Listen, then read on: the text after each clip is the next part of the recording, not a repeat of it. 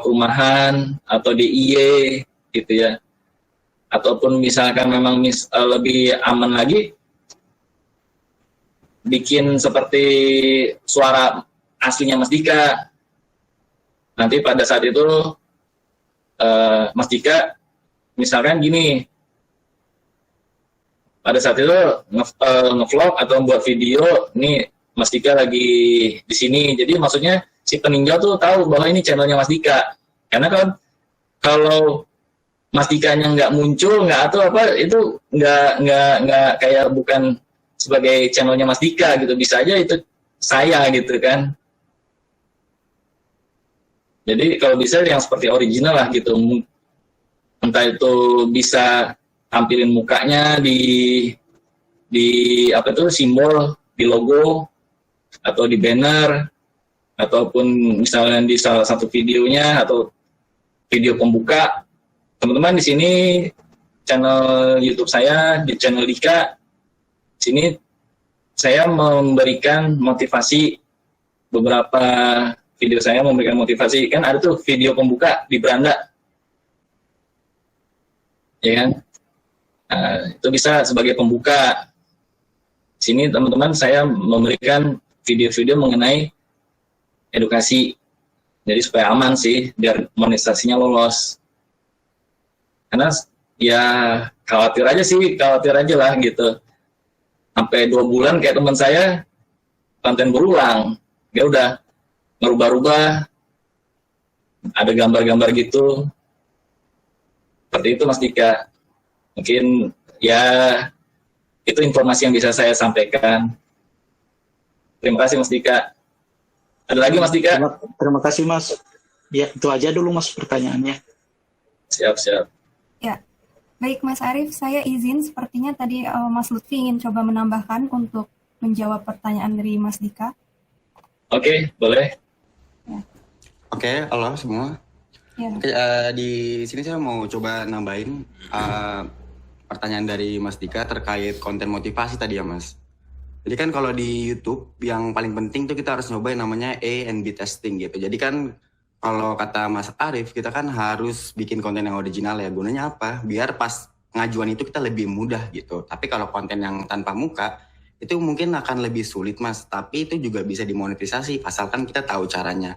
Nah, konten motivasi yang Mas Dika itu inginkan adalah konten yang mirip sama 1% ya Mas? Konten motivasi gitu ya?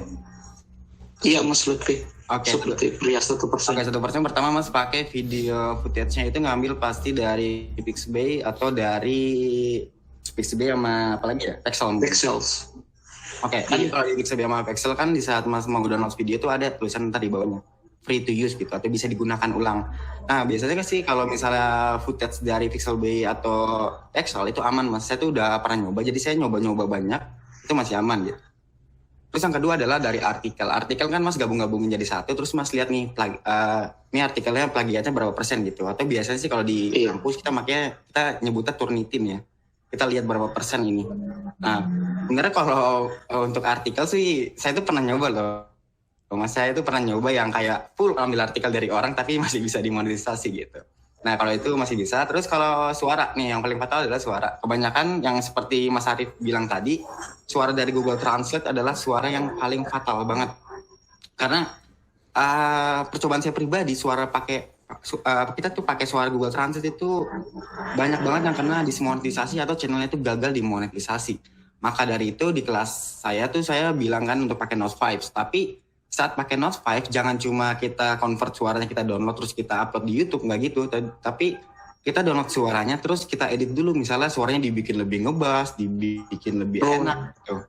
Makanya kan kalau di channel saya kan suara asli saya kayak gini, tapi kalau di YouTube kan suara saya lebih ngebass kan.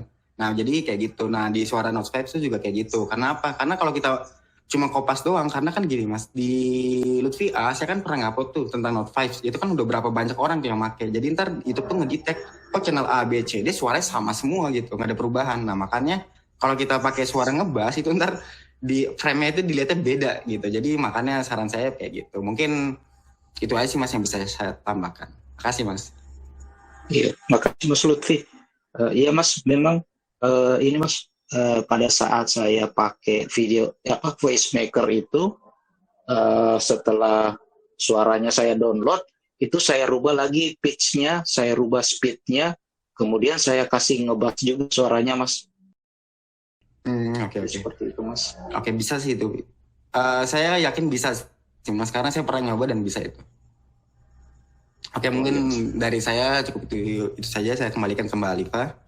Baik, terima kasih Mas Lutfi. Gimana Mas Dika, sudah cukup ya atas jawabannya? Ya, terima kasih. Ya, baik.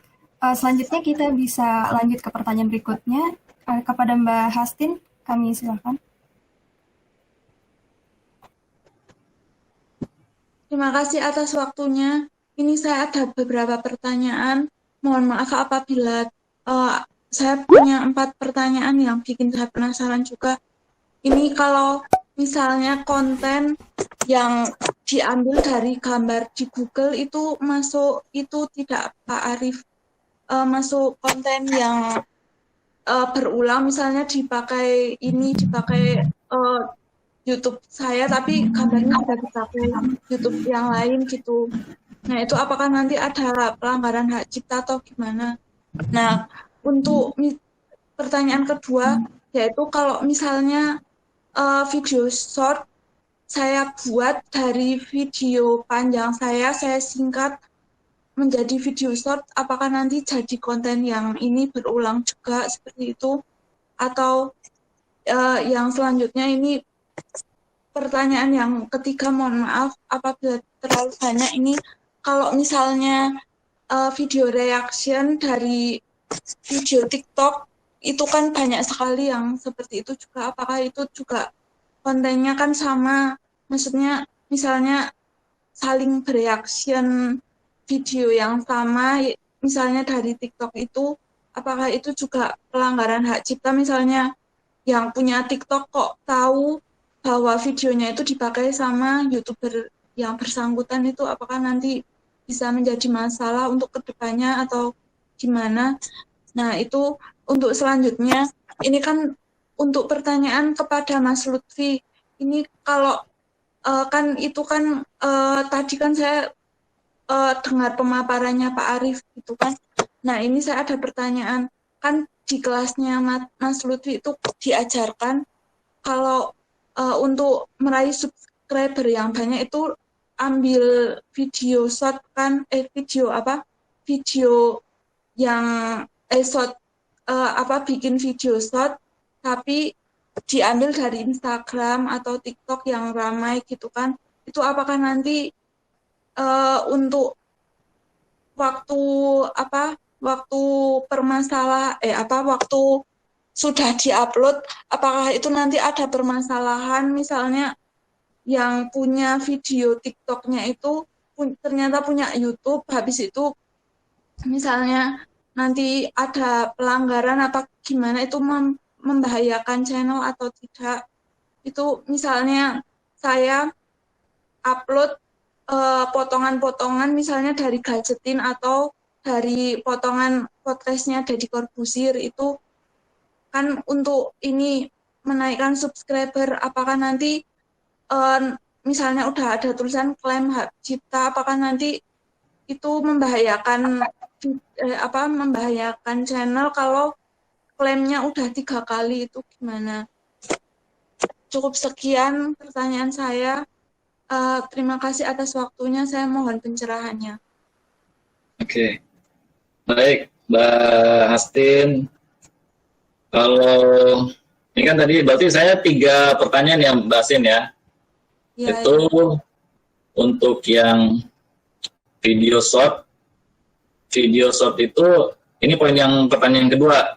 Video short itu kan kalau saya sih lebih baik jangan digabung dengan channel utama.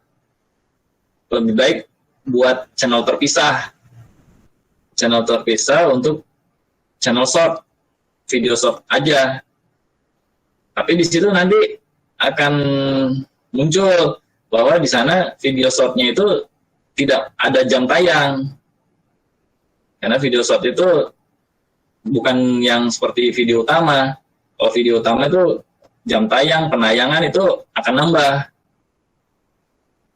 Jadi video short itu ada berbeda lah dengan video utama. Jadi saran saya sih dibikin 2 channel terpisah. Kemudian itu tujuannya apa? Nanti untuk si channel utama itu tidak gabung nih dengan video shortnya pada saat jam tayang atau penayangan, penilaian perhitungannya. Hanya saya bilang dipisah aja. Nah, kemudian video short ini boleh nggak nih digabung, dijadiin kecil jadi satu gitu, tapi sendiri, hanya poin satunya aja gitu, di tengah atau di depan gitu kan. Nah, di situ saya sih lebih baik menjelaskan aja. Jadi yang poin pas ininya aja, pas poin hit kenanya itu bisa dipakai untuk di channel shortnya, bisa digunakan lah gitu. Tapi kalau bisa ya nanti jangan sampai persis sama lah dengan channel utama, dengan video utama. Tuh. Kemudian yang pertanyaan pertama itu apa ya, Mbak Astin? Maaf, bisa diulang? Channel video-video yang diambil dari Google itu apakah ini ada pelanggaran hak cipta apa tidak? Yang misalnya saya ambil acak dari Google, gambar, gabungkan gitu. Gambar-gambar ya? Ya, gambar-gambar misalnya saya bikin ini kisah Nabi gitu kan, nggak ada pixel atau ininya kan nggak ada. Nah, saya cuma ngambil dari ini, misalnya dari Google itu misalnya ada gambar kartun Nabi apa gimana gitu, digabung-gabung itu kayak gimana, apakah itu termasuk pelanggaran hak cipta tidak kalau menggunakan gambar, misalnya gambar kartun orang lain dimasukkan gitu? Ya, jadi sebaiknya sih kalau dari Google sendiri jangan, Mbak Astin. Nanti akan kedetek dari mesinnya YouTube, nanti akan kedetek juga kalau dari Google. Sama persis tadi yang disampaikan Mas Lutfi, dari suara Google jangan persis gitu. Kalau bisa jangan pakai aplikasinya Google, itu persis sama.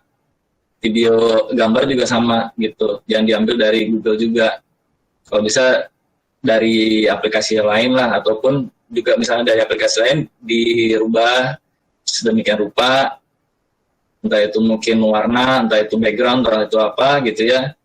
Jadi udah diedit perubahannya, bisa langsung nanti dijahit. Kalau saya nyebutnya jahit, digabung-gabung videonya, terus dikasih narasi, kasih masuk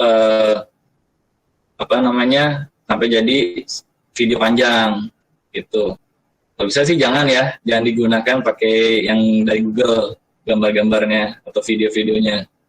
Terus yang ketiga, Mbak Astin? Itu yang sebenarnya video reaction dari TikTok, misalnya yang punya TikTok kok nggak berkenan, itu gimana? Apakah nanti ada permasalahan tidak seperti itu kayak Alibata? Jadi misalnya yang TikTok gitu kan rata-rata ada yang punya YouTube juga, ada yang nggak punya gitu kan. Siap. Jadi video TikToknya di-upload di short dan juga di video panjang ya? Iya. Iya, itu sebenarnya juga jangan.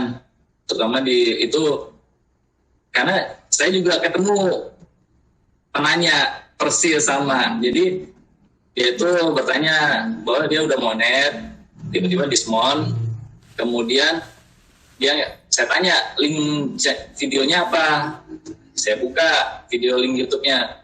Jadi beberapa videonya juga persis diambil dari TikTok, diambil dari itu, masih ada kedengaran suara ini. Kayak contoh misalkan kan kemarin tuh ada mobil-mobil yang diambil tuh, mobil-mobil dari yang ada kasus kan tuh, mobil-mobil tuh diadain video.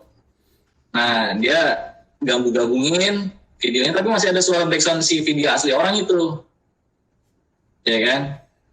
Terus dia pakai, sebenarnya bukan suara dia asli, mungkin suaranya persis numplok-blok gitu, nggak dirubah pitch-nya, nggak dirubah macam-macamnya, persis banget gitu istilahnya. Ya, jadi dismon gitu. Itu kenyataan pada saat saya lagi jaga pos. Jadi ada yang bertanya seperti itu, ya udah saya lihat, oh iya benar. Di sini buat sebagai konten berulang mungkin perlu seperti apa supaya tidak kena konten berulang. Mungkin itu perlu dijahitnya secara benar gitu, dijahitnya persis, halus apa gimana gitu ya. Ya moga-moga sih nggak gimana ya. Kalau kayak gitu sejangka panjangnya ya bakal khawatirnya akan kena gitu. Seperti itu. Tapi ya kalau memang pengen pakai channel seperti itu untuk meningkatkan subscriber, ya kedepannya nanti bisa dipikirin gimana nih konten saya yang ini kan setidaknya udah dapat subscriber, udah dapat jam tayang, nanti kedepannya kalau bisa nih arahnya begini nih, udah terkonsep supaya sudah monetisasi jangan sampai jadi dismon gitu kan. Jadi udah punya konsep nih. Misalnya udah berhasil monetisasi, videonya jangan yang itu terus gitu kan, bisa terjadi lagi semua kayak ketemu di pertanyaan saya yang ada yang bertanya di komunitas bantuan YouTube. Nanti bisa dipikirkan konsepnya seperti apa supaya aman juga channelnya, bisa sukses yang bahasin ya. Kira-kira itu ya, tiga ya, berarti sudah saya jawab semua yang bahasin. Yang terakhir Mas Lutfi ya. Oke, saya izin menjawab. Oke, di sini saya izin menjawab pertanyaan Mbak Astin ya. Yang pertama saya mau jawab dulu nih, yang apa namanya, yang gambar Google ya. Numpang itu, numpang jawab juga yang gambar Google. Kata Mas Arif kan jangan, apa namanya, kita tuh harus bisa menjahit kan. Kita tuh harus bisa menjahit gambar Google gitu. Nah kebanyakan orang itu, channel yang nggak dimonetisasi itu karena gini, misal gambar dari Google nih, kita mau bikin gosip artis misalnya, gosip artis Deddy Corbuzier misalnya. Nah biasanya tuh dia narasi ditaruh bawah, terus dia videonya gini doang nih. Nah ini tuh nggak dijahit, ini tuh bener-bener kita nyolong dari Google gitu. Nah itu bahaya. Saya tuh ngajarin tuh bikinnya kayak gini nih teman-teman, nih jalan. Jadi frame-nya tuh beda. Pertama belakangnya saya blur, kedua gambarnya jalan kayak gini. Saya tuh suka A&B testing, jadi saya tuh suka nyari celah nih. Kira-kira kelemahan Google itu apa? Sorry ya, mungkin pandangan saya apa ya, mungkin di expert itu saya tuh yang paling liar mungkin ya, karena saya tuh suka nyari kelemahan Google gitu. Jadi kalau di Google ini nggak akan kedeteksi kalau teman-teman bikin konten kayak gini. Nah Google tuh susah ngelihat frame-nya gitu, jadi ini tuh bisa dimonetisasi nih kalau kayak gini. Tapi kalau kayak gini doang, nyolong gambar kayak gini doang ini nggak akan bisa. Jadi saran saya, kalau teman-teman mau ngambil gambar dari Google tuh teman-teman bikinnya kayak gini gitu. Jadi gambarnya awalnya kecil, lama-lama jadi gede, dan ini nggak akan kedeteksi, jadi kayak gitu. Nah, terus pertanyaan selanjutnya tadi ini ya, terkait masalah YouTube Shorts ya. Nah, jadi untuk YouTube Shorts, saya kan ngasih tahu nih, salah satu cara untuk mendapatkan banyak subscriber adalah dari YouTube Shorts gitu. Kita bisa ngambil dari Instagram, kita bisa ngambil dari TikTok.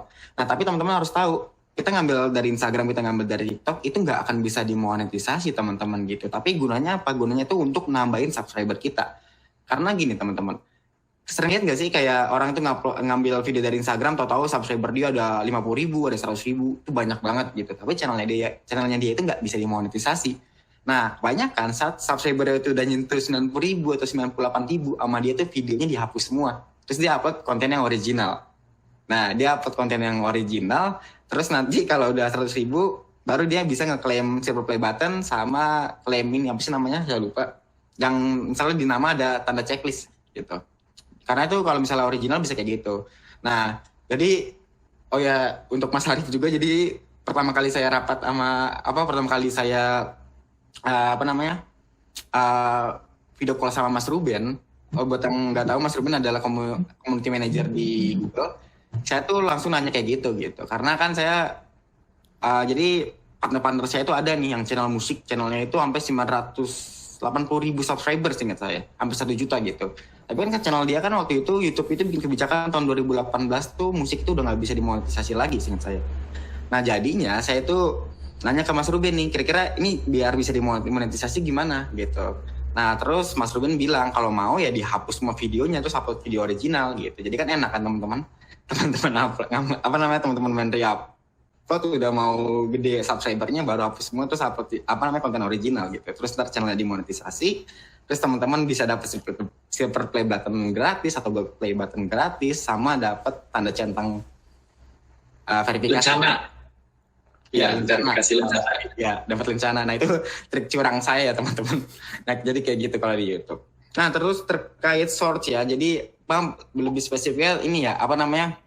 Hak cipta ya. Nah, teman-teman, kalau di YouTube, kalau misalnya short itu biasanya sih udah kena hak cipta, udah pasti hak cipta gitu. Tapi kita kan nyari views-nya. Nah, pertanyaan dari Mbak Astin, apakah kita bisa kena teguran sampai 3 kali? Nah, itu tergantung dari YouTubernya, teman-teman gitu. Nah, kalau kayak Deddy Corbuzier, saya ingat saya ya, dulu kan dia pernah ngamuk tuh waktu podcastnya itu ditaruh di Spotify sama orang India. Ada yang pernah ngikutin nggak? Nggak ada ya?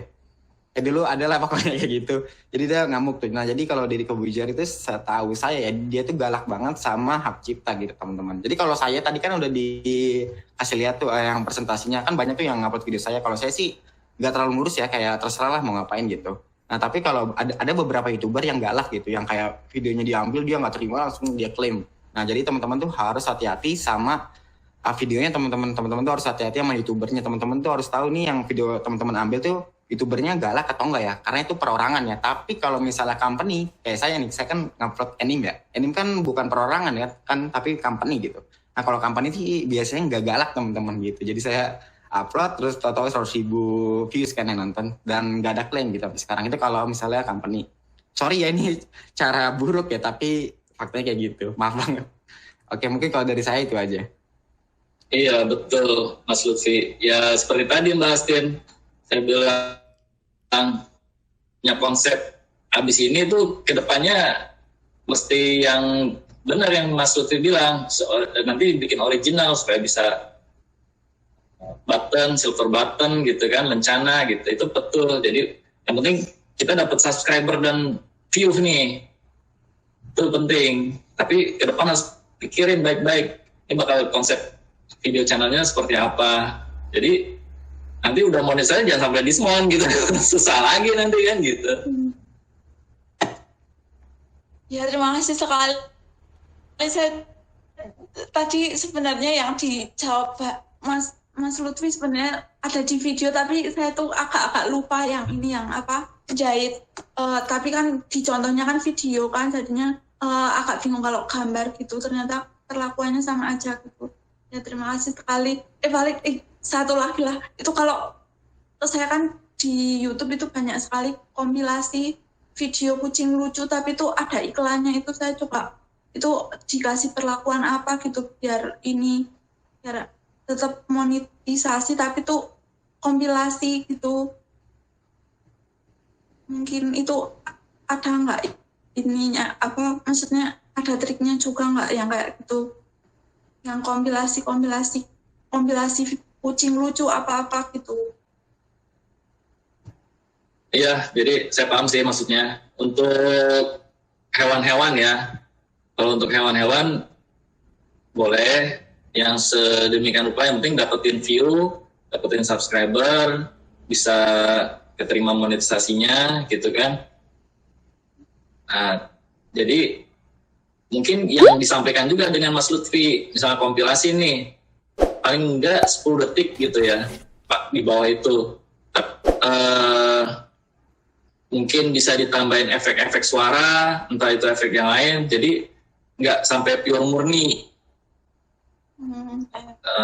Dari video-video yang pernah diupload oleh orang lain, jadi benar-benar jahitnya halus gitu istilahnya. Kurang lebih gitu loh Mas pembahasannya. Nanti tapi setelah dimonetisasi pikirin baik-baik konsep kedepannya gitu. Terus hewan itu terutama yang ayam kalau bisa jangan diupload yang tentang ayam atau tentang apa, walaupun ayam yang lagi makan atau apa, itu ayam jangan deh gitu. Usahakan jangan ayam. Nah, kenapa itu kalau ayam? Iya. Sebelumnya ada penanya juga yang di komunitas Bantuan YouTube. Ayamnya sedang makan, sedang apa gitu. Kok jadi kena teguran pedoman komunitas? Karena sepertinya ini sistemnya YouTube itu menganalisa bahwa yang berbentuk hewan ayam itu ayam yang diadu. Ya kan, hal-hal itu kan yang tidak diperbolehkan dari kebijakan pedoman komunitas YouTube tuh ayam pengaduan ayam itu kan menyiksa hewan ya.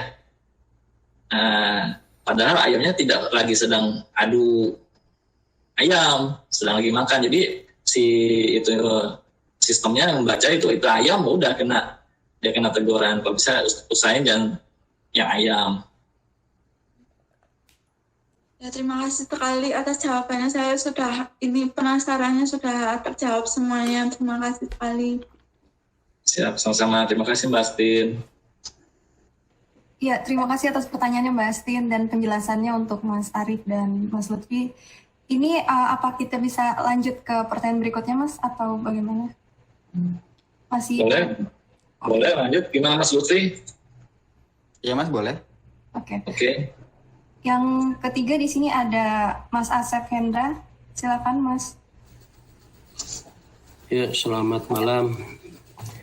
Selamat malam. Mas Ahmad Arif, Mas Lutfi dan semuanya. Saya lihat di sini kayaknya saya paling tua nih kalau pesertanya. Nggak apa-apa lah ya. Tidak ada kata terlambat ya Mas Ahmad, Mas Lutfi ya. Tidak ada kata terlambat, betul. Untuk rekreasi nggak apa-apa lah ya. Pengalaman saya ini sebagai newbie di YouTube ini memang terlambat juga. Padahal kalau dari pengetahuan saya udah lama, cuman saya telat ya kali. Dan ini pengalaman pertama juga saya bikin konten semenjak saya ikut gabung di kelasnya Mas Lutfi nih. Beliau banyak kasih saya wawasan, kasih saya ilmu-ilmu tentang bagaimana cara memanfaatkan YouTube ini gitu ya. Untuk berkreasi dan ujung-ujungnya duit juga sebetulnya kan. Ya, seperti itu. Kalau saya memang senang sekali ngotak-ngatik kayak misalkan bikin sesuatu yang baru, dan ini buat saya baru. Jadi saya awalnya coba-coba dan lama-lama kok asik juga gitu dalam hal ngotak-ngatik kontennya. Kebetulan saya yang saya bisa ambil dari beberapa videonya Mas Lutfi itu dari konten musik. Nah, konten musik ini ada satu yang saya ambil tentang musik karaoke. Ya, kebetulan saya juga suka nyanyi-nyanyi dan ya itu hobi saya, kalau stres ya nyanyi gitu. Nah, saya bikin dari mungkin 3 bulan yang lalu bikin. Ada beberapa pengalaman dari video-videonya Mas Lutfi ini saya terapkan semua dari langkah per langkahnya itu dengan seksama lah, katakanlah seperti itu.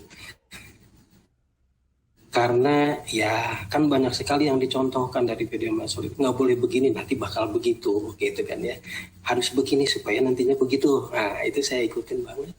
Tapi ya ternyata setelah dipraktekkan memang tidak semudah itu ternyata, dan tidak segampang itu. Saya coba bikin channel karaoke dan kalau channel video yang utamanya sih belum banyak gitu, belum sampai 40 seperti yang disarankan Mas Lutfi itu ada teori 40 video itu ya, belum sampai. Tapi kalau digabung dengan video short itu sudah 30 diakui sama YouTube-nya itu 30 video. Dan di menginjak bulan inilah baru kemarin, beberapa hari kemarin itu sudah memenuhi syarat untuk monetisasi. Ya, jadi 1.000 subscriber lebih dan 4.000 jam tayang lebih, sudah di 10.000 berapa gitu. Nah, itu dari satu video itu ada satu video yang memang bikin booming, bikin disebutnya meroket ya, bikin meroket, dan itu yang jadi penyumbang subscriber paling banyak sampai di 800-an lebih subscribernya. Kemudian jam tayang juga seperti itu, sehingga kalau di total itu sudah di 10.000 lebih lah jam tayang. Dan hari kemarin saya ada di notifikasi di YouTube itu ada muncul semacam teguran dari channel yang lain, entah teguran kategorinya, karena di ujungnya ada ancaman juga sih. gitu.